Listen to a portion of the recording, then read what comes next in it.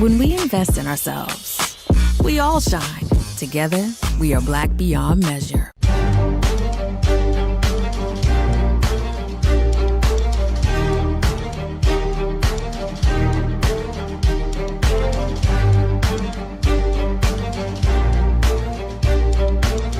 Welcome to the Black Table here on the Black Star Network. This is our weekly hour devoted to exploring ideas and subjects of special importance to people of African descent and others fighting to build a better society. Today we are joined by a regular guest here on the Black Star Network who appears frequently on the Horne Report with Brother Faraji and the Culture, but who appears everywhere.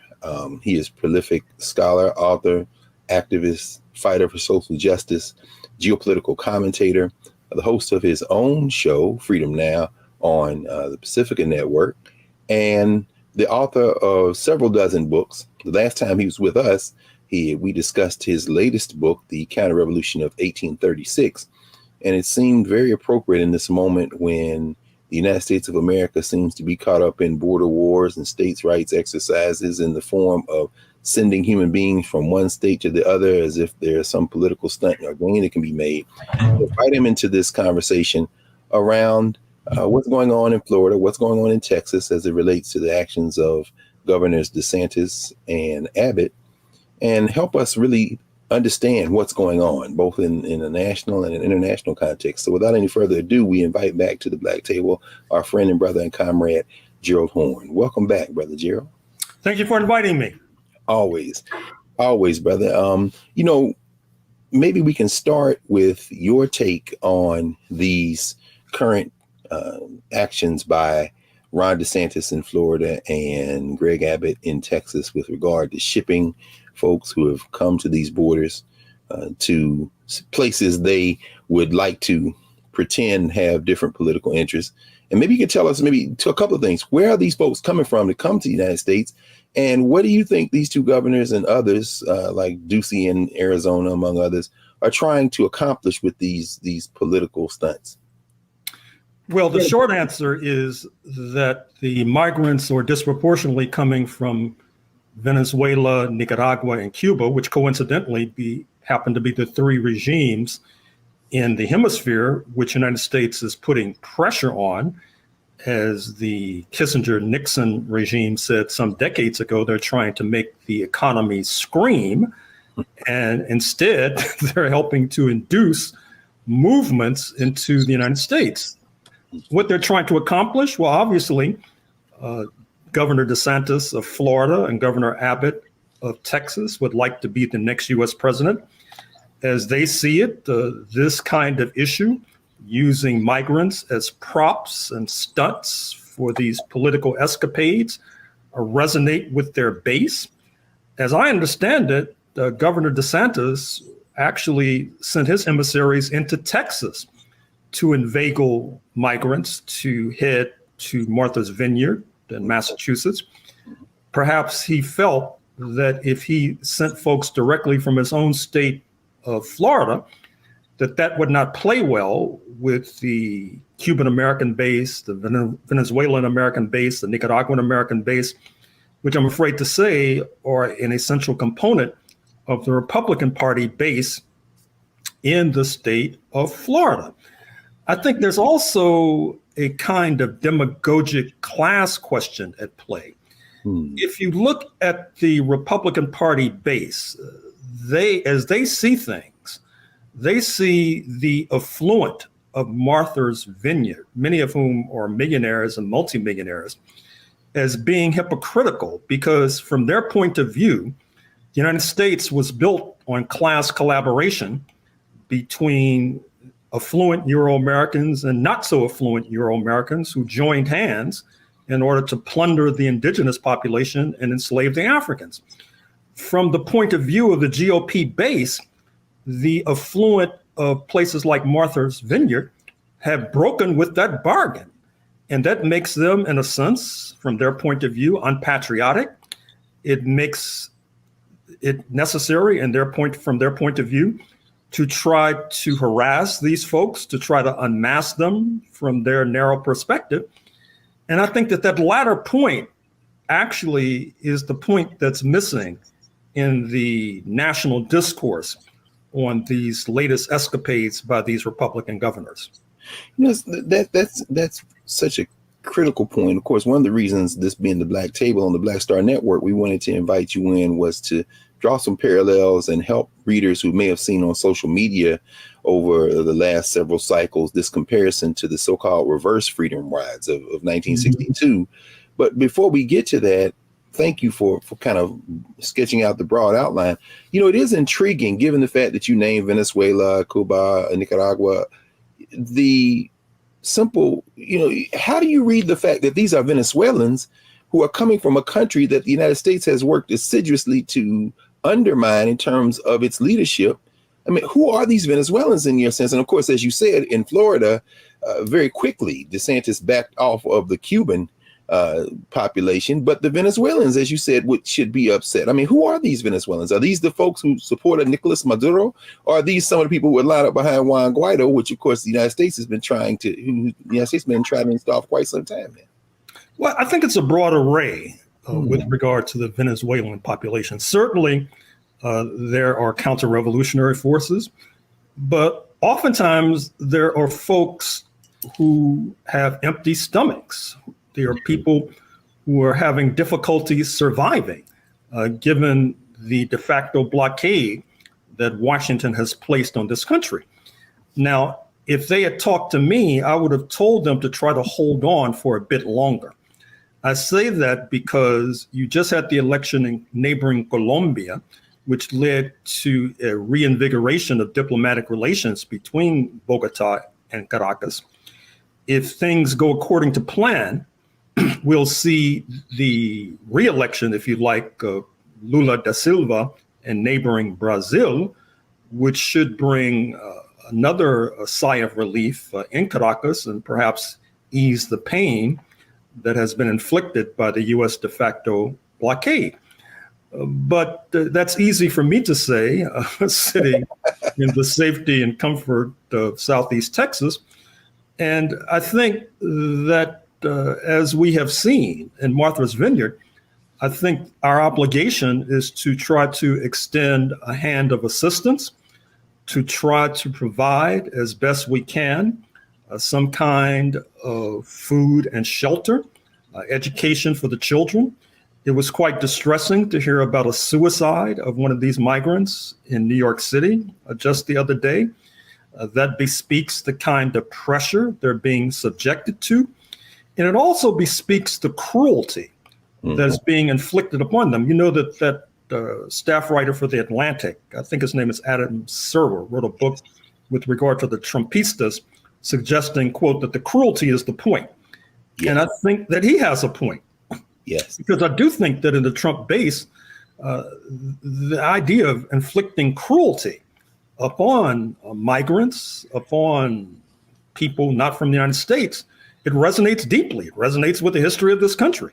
Absolutely. And we would be remiss if we failed to point that out. Now, with regard to the so-called reverse freedom rides, I was just writing something about that the other day, because you may recall Leander Perez of Plaquemine Parish, Louisiana. Yes. Of all of the troglodytes in Dixie, he could easily compete as troglodyte number one.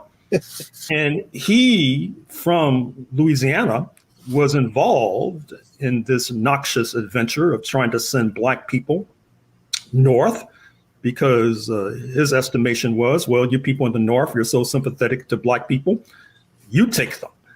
And Senator Russell Long of Louisiana, who, as you know, for decades was one of the most powerful forces on Capitol Hill, was supporting him.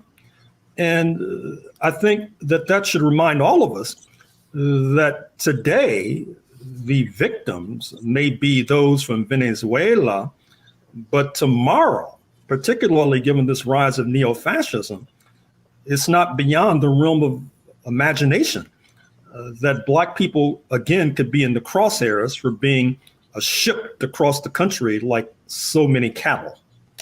Wow, that's and this is something we're definitely going to get into. One of his lieutenants, which we'll talk about in a moment, George Singelman, one of the architects there of these reverse freedom rides. As you say, the push factors drawing those desperate people of African descent, poor people, out of the South, out of Texas and Louisiana and Alabama and other places in the 1960s. I guess, as you say, you make a parallel between those who are not able to hold on in places like Venezuela and other places. But, we're coming up on a break, but I can't resist the urge to ask you, I've heard you talk a lot across a number of different platforms about what you see emerging as a possible event horizon in terms of multipolar world emerging in this unique moment in history. And he say, if they could have just held on, Lula comes back. Do you really think we are on the verge of something we haven't seen in recent memory in terms of world politics? Oh, I think so. I guess I should give a brief response since we're on the cusp of a break. And we can come back on the other side. In fact, you know what? Why don't we take a pause? When we come back, that'll give you plenty of time to stretch out. That'll give us, I'm sure there's some royal funeral watchers who want to know what place England plays in this new multipolar world or not. So we come back. So why don't we take a pause now, Prof? And when we come back on the other side here at the Black Table, we will continue our conversation with Professor Gerald Horne. And we are glad that you all are here. This man is an international treasure, and we're glad that the Black Star Network has been able to prevail upon him for some of his time as we continue in our work. So we'll be back in a moment.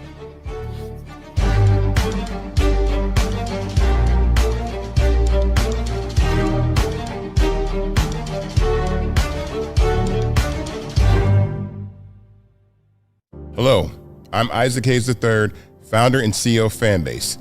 And I'm here with a very important message. We are at a turning point in the Black community where we must have equity in the apps we use that scale to billions of dollars. But this time, we own the infrastructure, we own the culture, and we shape the future. And Fanbase is the future. Fanbase combines the free functionality of Instagram, TikTok, and YouTube into an all-in-one platform built for the evolution of social media and monetization. With over 1.4 million users, that's real proof that we are shifting the conversation of tech ownership and equity for creators. So right now, I want you to go to startengine.com/fanbase and invest today. The minimum to invest is $399. That gets you 60 shares of stock in Fanbase at $665 a share. This marks a turning point in Black ownership of social media. If we don't take this opportunity to own social media right now, we will always be customers to our own creations. And that can't go on. So once again, go to startengine.com/fanbase and invest today. We must own the platforms where our voices live, our stories matter, and where our culture drives the world. Thank you.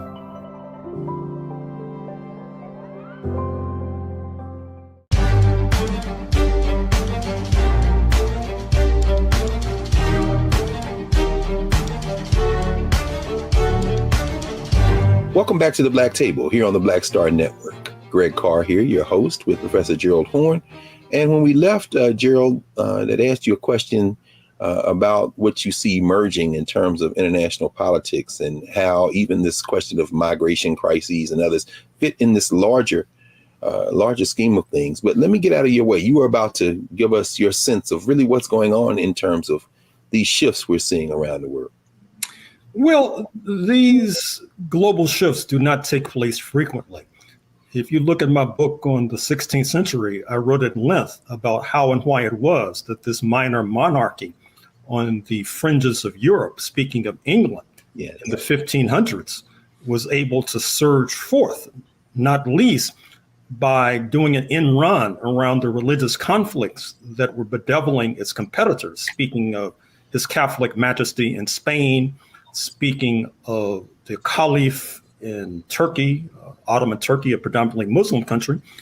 And they flipped the script by moving towards race as a marker for settlements and as a marker for enslavement as well, to the point where I opened the book by quoting Andrew Young, the former chief aide to Martin Luther King, former mayor of Atlanta, former U.S. ambassador to the United Nations, who argued in the 1970s that it was London that actually invented racism. Now, there are some who suggested that that's a bridge too far, but it gives you an idea of why and how it was that so many people of African descent wound up in North America speaking English, this language of Northwestern Europe.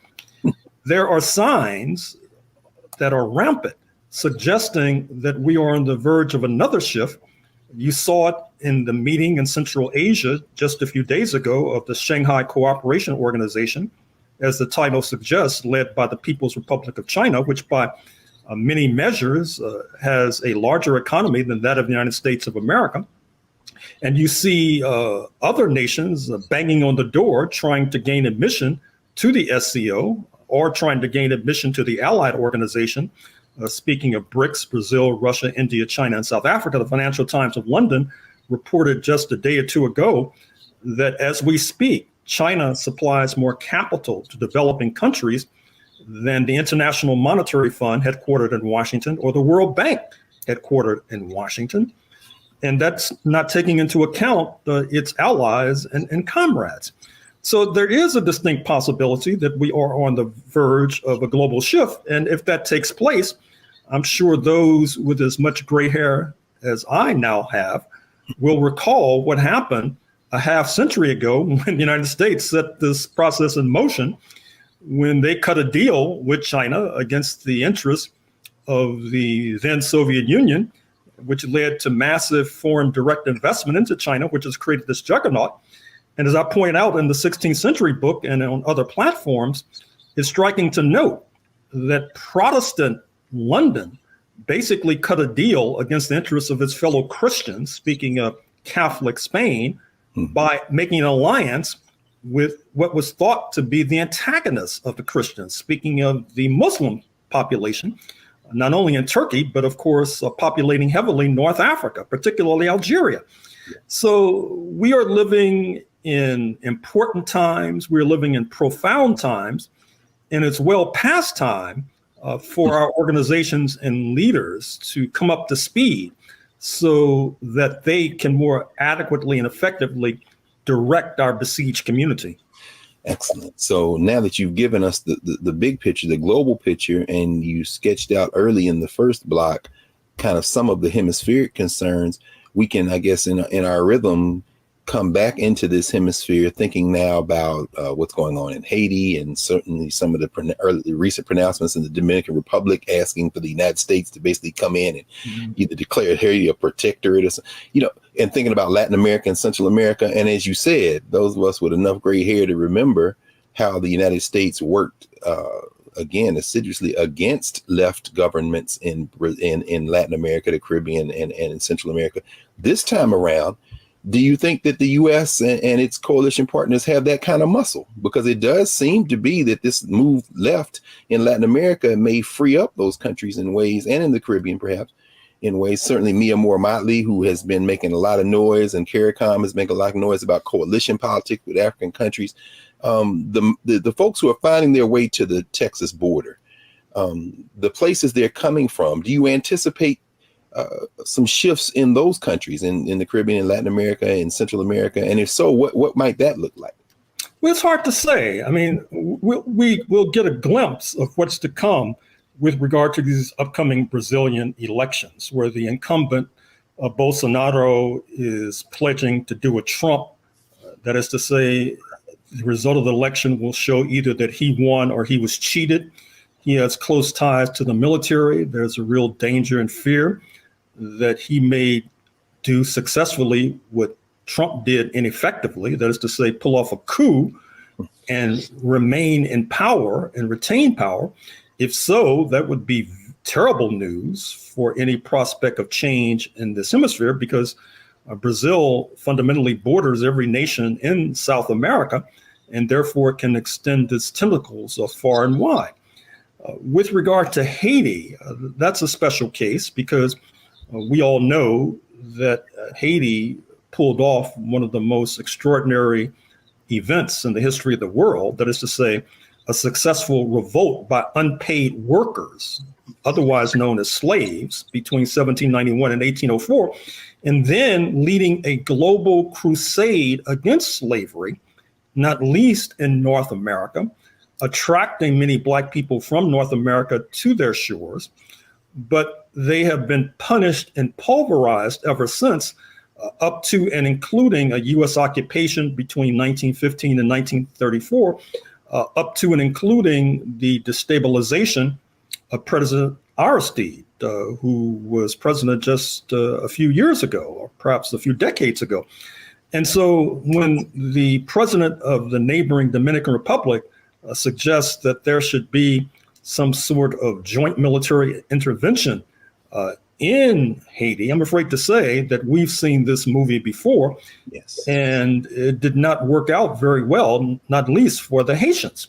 So we should be on our guard. We should be alerting our friends in the Congressional Black Caucus that they need to be on their guard, that they need to be developing programs to help to rescue Haiti from this valley into which it has fallen, because we all know that part of the migration crisis that's now unfolding also includes Haitians trying to get to the Bahamas, and then from the Bahamas to South Florida, many of them drowning in the choppy seas.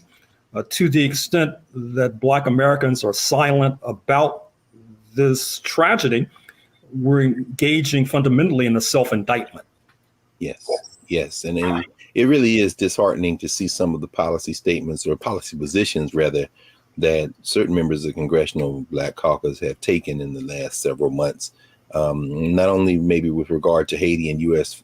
Foreign policy from the administration, but with regard to the Ukraine war. I'm thinking about Gregory Meeks, of course, and perhaps in trying to get African countries to pick a side and decide with the United States. But, you know, history moves on. Sometimes policymakers have to catch up or not, so to speak. But you know, let's think about this. And of course, the reason we asked you to join us today, you've mentioned, you say you're writing about it, the reverse freedom rides. Of course, the Vice President of the United States, Kamala Harris, was deputized as a sort of border czar, I suppose, of sorts. And the governor there in Texas, Greg Abbott, sends some of the folks who have crossed the border to her house, to the Naval Observatory, which I was over there the other day watching everybody lined up in front of the British Embassy to sign the guest book. And of course, that's right there in the same neighborhood across the street from the South African Embassy, of course, where Kamala Harris lives. And these folks were dropped off there. And of course, as we'll talk about in our next block, as we walk through the history of the reverse freedom rides, we saw folks dropped off by the governor of Florida. Well, I guess he went into Texas. They claim nobody knew that he was coming. His people, as you say, in Martha's Vineyard. What do you make of this this attempt by Abbott to literally drop these folks off at the door of the sitting vice president of the United States? What was that about? Well, first of all, he's in a tough re-election race with Beto O'Rourke. A poll suggests that he's ahead by single digits. And for a Republican in Texas, that's not good news, since they controlled the levers of power across the board for about 3 decades now. And so he wants to stir up his base. Vice President Harris is not, shall we say, a popular figure amongst his base. In fact, they despise her. And once again, he's playing on that contradiction whereby people in the base of the Republican Party feel that if you look at the history of this country, there was collaboration between and amongst elites on the one hand and common, ordinary Euro-American working class people and poor people on the other hand. Now, we were able to disrupt that bargain in the 1960s. And actually, the book that I'm writing about concerns Washington, D.C., because what we should not forget was that Washington, D.C., where you're now sitting, was a critical and crucial theater, not least because at the same time that these so-called reverse freedom rides were taking place, you had African nations opening embassies and legations and chanceries in Washington, D.C. Oftentimes, they were being harassed by the Metropolitan Police of Washington, harassed by their neighbors in these affluent Northwest Washington neighborhoods. But this was compromising the United States' attempt to win over their populaces, to win their hearts and minds, to use the phrase of that era.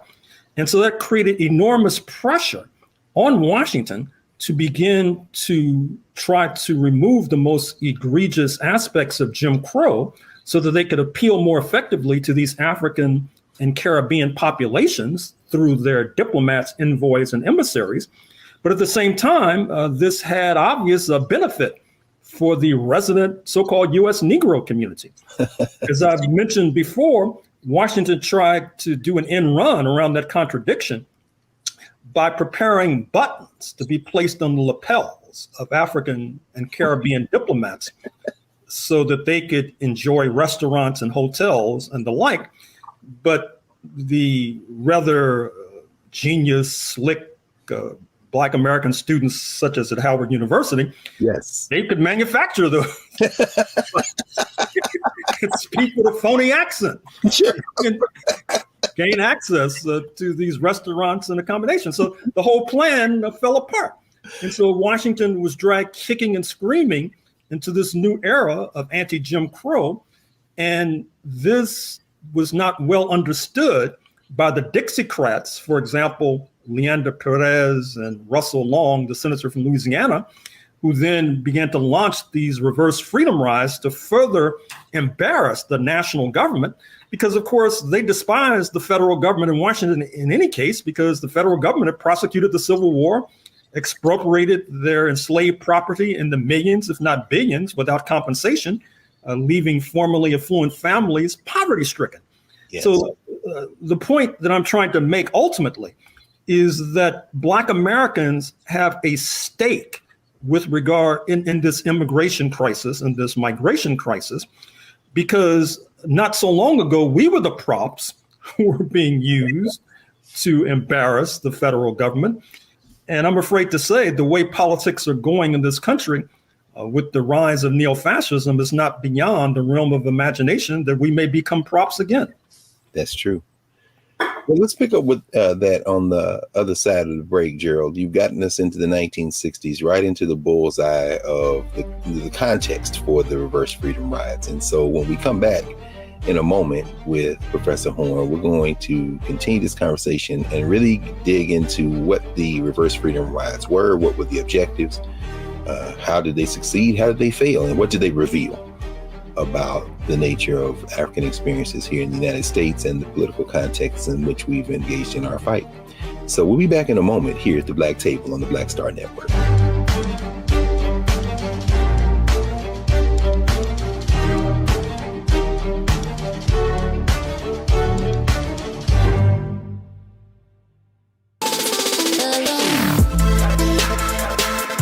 Hey y'all, welcome to The Other Side of Change, only on the Black Star Network and hosted by myself, Bria Baker, and my good sis, Jamira Burley.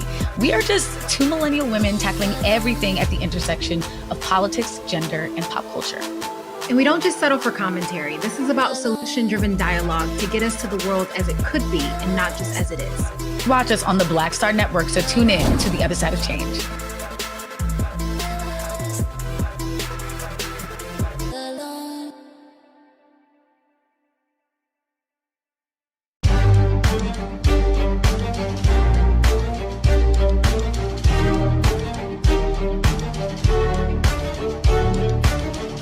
Welcome back to the Black Table here on the Black Star Network. Remember to support the Black Star Network across all of its streaming platforms, and make sure you subscribe and download the Black Star app.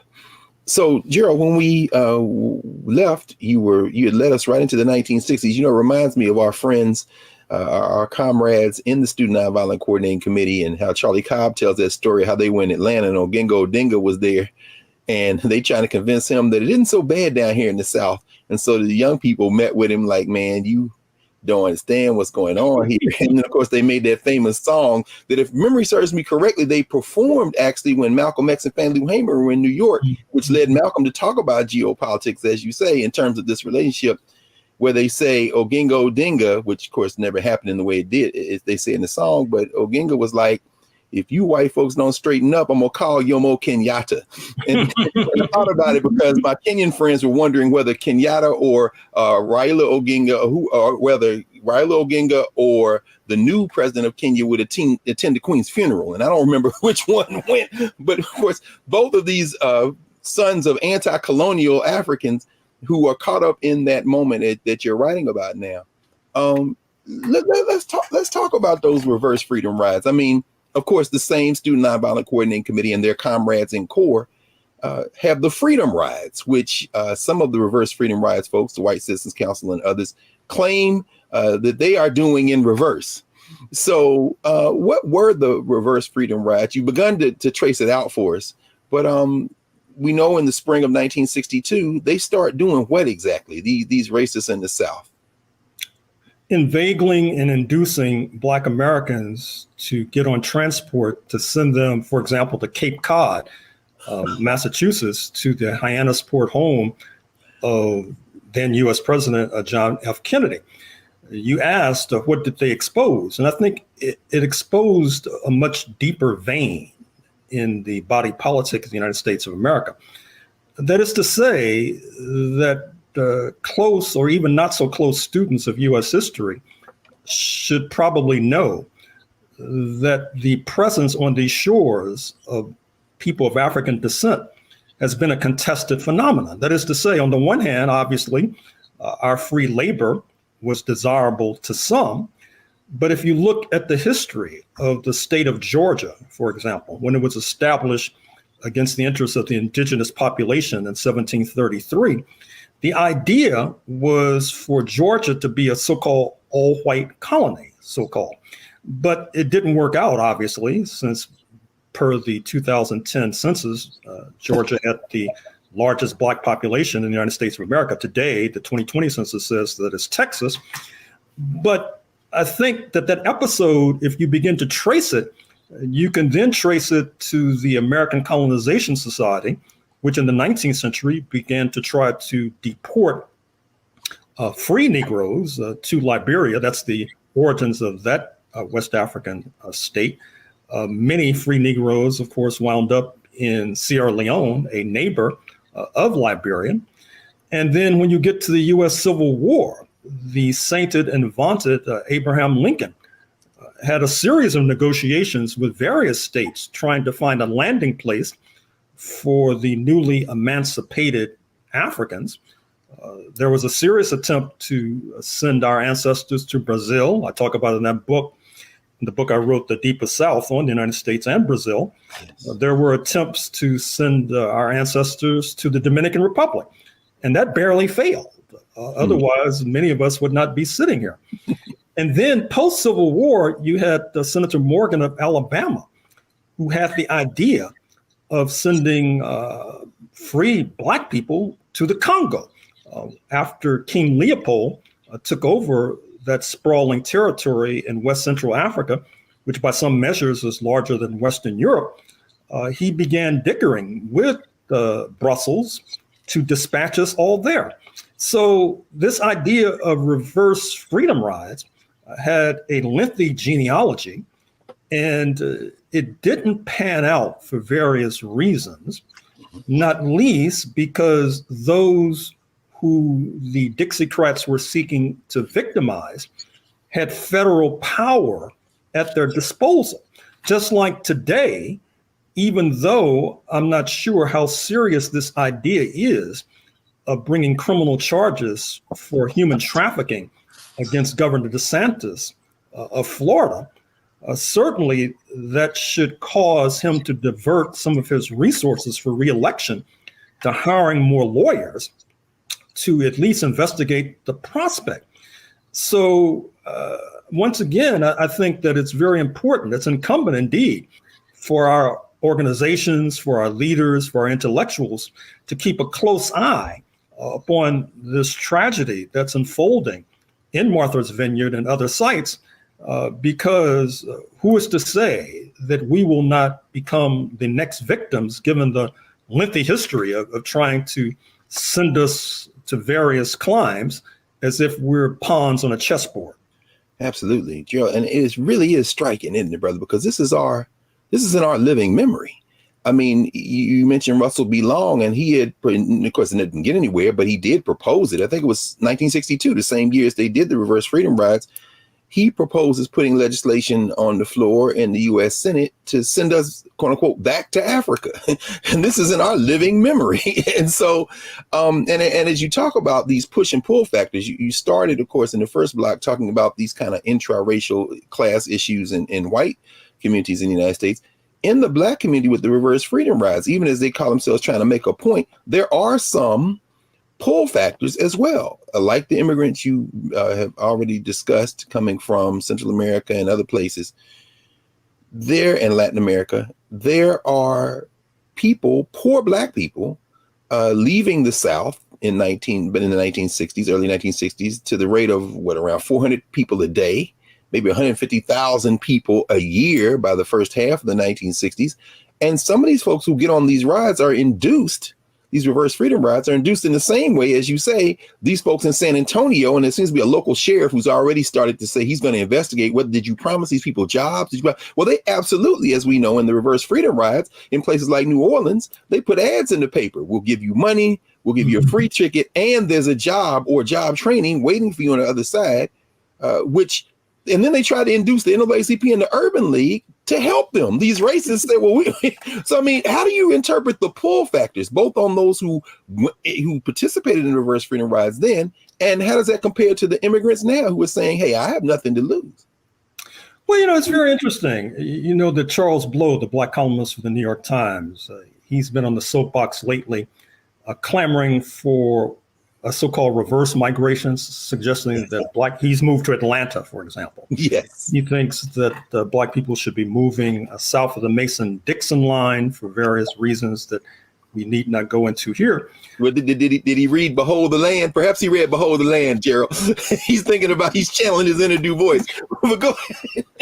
Well, I mean, I don't dismiss that altogether. I mean, if you have a job opportunity in Atlanta, why turn it down if you're living in Manhattan? But at the same time, I think that there is a reason why over the decades, there has been an influx north of the Mason-Dixon line into places like Chicago and Detroit and Cleveland from Alabama and Mississippi. I grew up in St. Louis, and my parents were born and raised in Mississippi. I grew up on a steady diet of horror stories about Mississippi. One of my mother's favorite sayings was, "Don't tell me nothing about Mississippi." I remember reading your sister's book about y'all's mom. No question. I mean, there's a reason for that. I mean, I still have burned into my memory the idea that you had to step off the sidewalk if they were coming towards you on the sidewalk in Mississippi, that you could be executed if you looked the person in the eye. When you were talking to them, you were supposed to look down or look away. Yes. And so this is a very complicated question. And as I've tried to stress, I'm not sure if it's all behind us. I think one of the points I've been stressing in my work is that there was a very unique and peculiar confluence that led to the erosion of Jim Crow in the 1950s and the 1960s, not least that international pressure that I was just sketching a moment or two ago. But I think that some of our leaders and organizations felt that there was a final settlement of what used to be called the Negro question, but actually there was just a truce. And with regard to a truce, any party on either side of the equation can decide to move away from that truce if they feel that the underlying conditions that gave rise to it are no longer obtained. And I think that the latter point is a fair assessment of the thinking of the Trumpistas and our political opponents.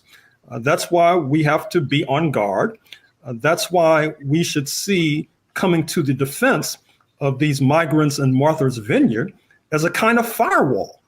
That is to say, aiding them ultimately is aiding ourselves. That's a perfect place for us to pause, and we'll go, when we come back, to the future and actually the present, how we can learn from this so-called immigrant crisis, which is being fomented, of course, by those who have different political objectives than we do, and try to see how we and what we should be doing to address this situation.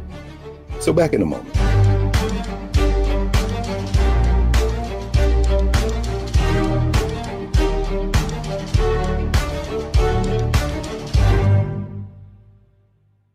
What's up, y'all? Look, Fanbase is more than a platform. It's a movement to empower creators, offering a unique opportunity for everyday people to invest in Black-owned tech, infrastructure, and help shape the future of social media.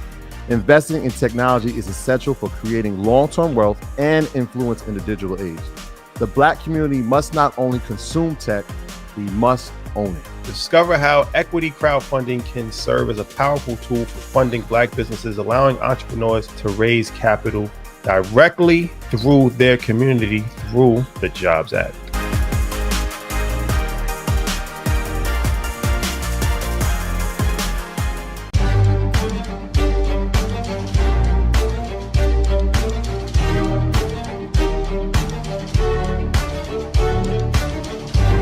Welcome back to the Black Table here on the Black Star Network. Don't forget to support the Black Star Network, download the app, subscribe, and follow our shows across all streaming platforms.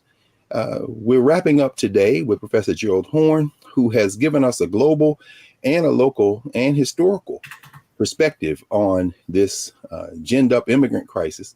And we've used the so-called reverse freedom rides as a point of entry to think about how Black folk here in the United States should really be thinking about and acting on addressing this question of migration and crisis.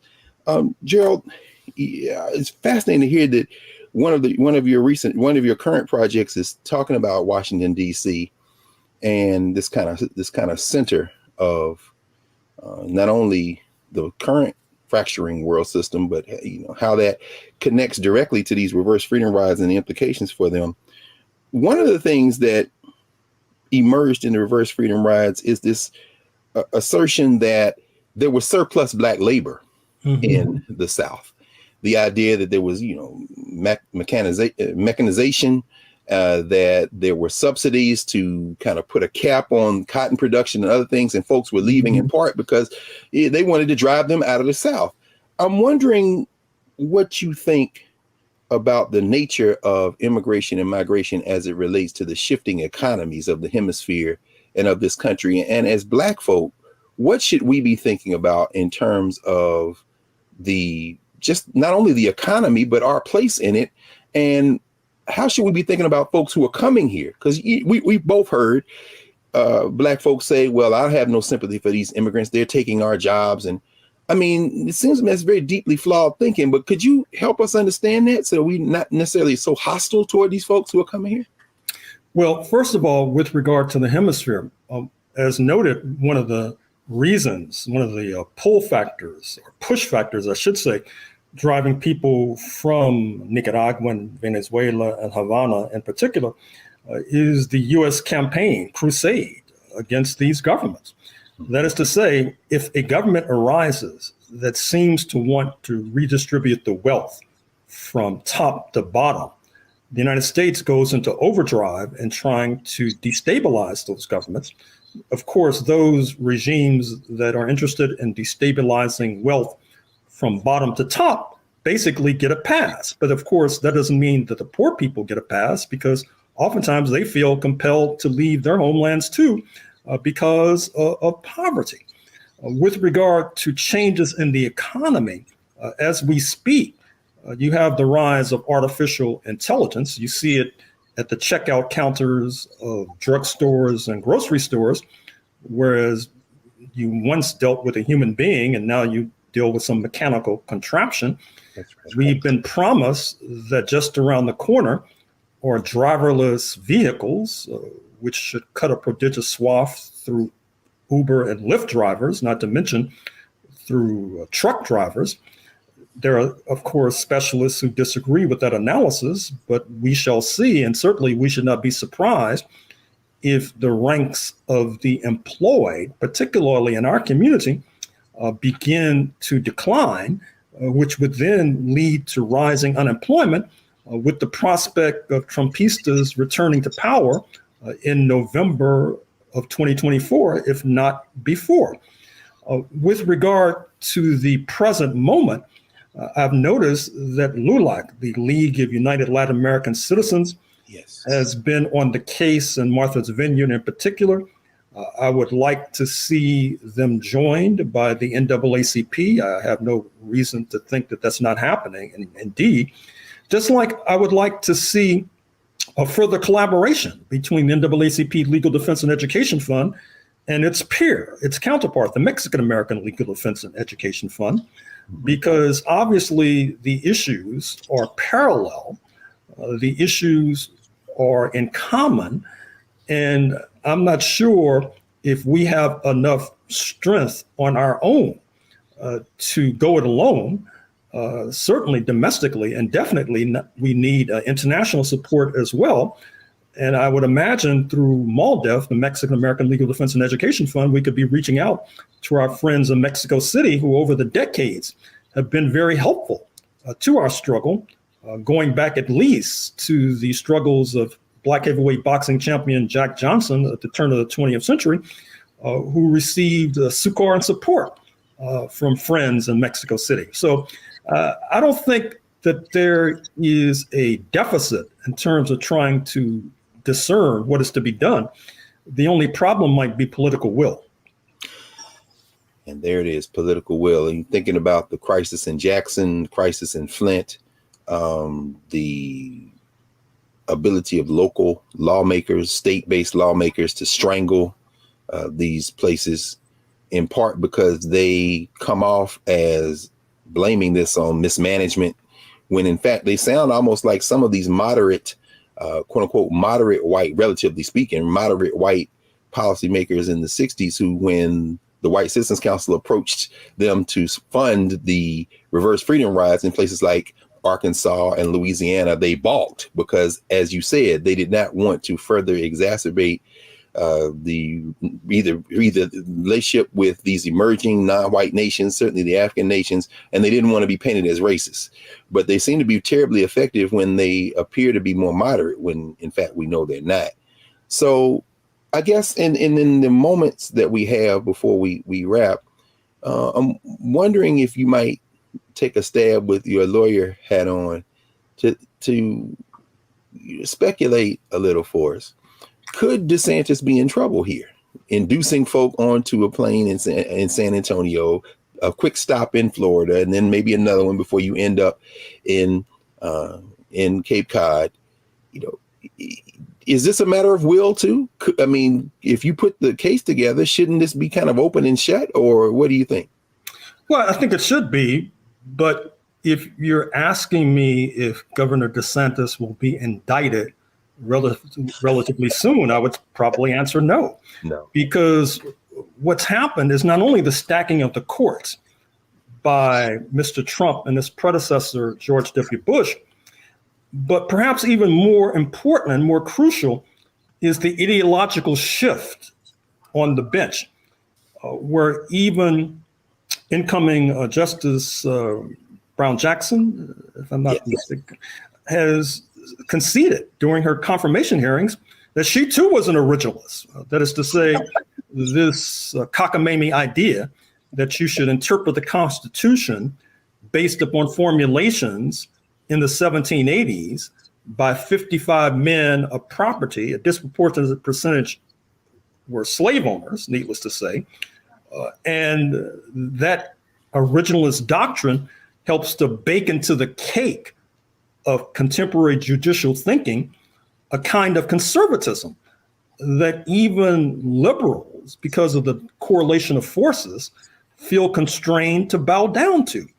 So given all of that, I think in a just world, that is to say in a 1968 world, when we were creeping towards justice, I think that there would be an open and shut case against Governor DeSantis. But in 2022, I'm not so certain. Brother, that's chilling, because as we all know, if there's no rule of law, there's no enforceability, and they do seem to have retreated from the will to enforce the law.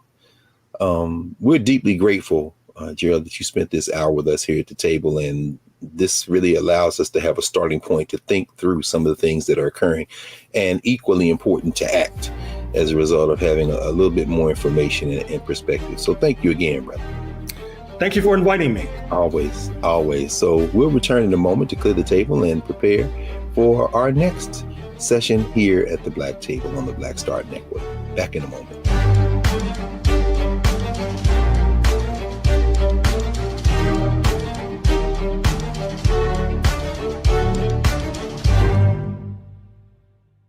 Hatred on the streets, a horrific scene, a white nationalist rally that descended into deadly violence.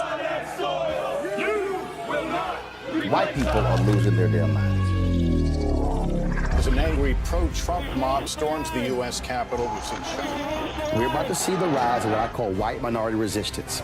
We have seen white folks in this country who simply cannot tolerate black folks voting. I think what we're seeing is the inevitable result of violent denial. This is part of American history. Every time that people of color have made progress, whether real or symbolic, there has been what Carol Anderson at Emory University calls white rage as a backlash. This is the rise of the Proud Boys and the Boogaloo Boys. America, there's going to be more of this. Here's all the Proud Boys, guys. This country is getting increasingly racist in its behaviors and its attitudes because of the fear of white people. The fear that they're taking our jobs, they're taking our resources, they're taking our women. This is white fear.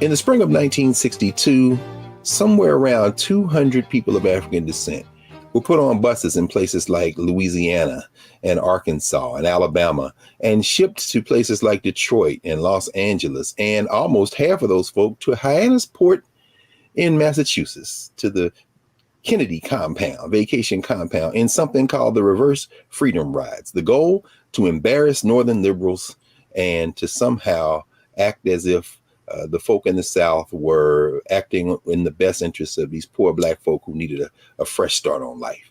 Here we are in 2022, and we see the governors of Texas and Arizona and Florida sending folks who are coming to the United States, having been pushed out of their countries, in part because of the actions of the United States government, sending them to the residence of the Vice President of the United States here in Washington, D.C., to Martha's Vineyard off Cape Cod. And the speculation ensues, perhaps even to the home state of the President of the United States in Delaware. The parallels are very striking, and Gerald Horne has helped us not only see those parallels, but to interpret them. The question that Gerald left us with, the question that Professor Horne leaves us with always is, do we have the will? Do we have the will to stand on the right side of history and come together in all of our coalitions and all of the power that we have when we come together to intervene on behalf of our common humanity and stop this rising neo-fascism? I guess time will tell. So we're glad to have you here at the Black Table. Remember to subscribe to the Black Star Network, download the app, and we look forward to seeing you next week with another conversation here at the Black Table.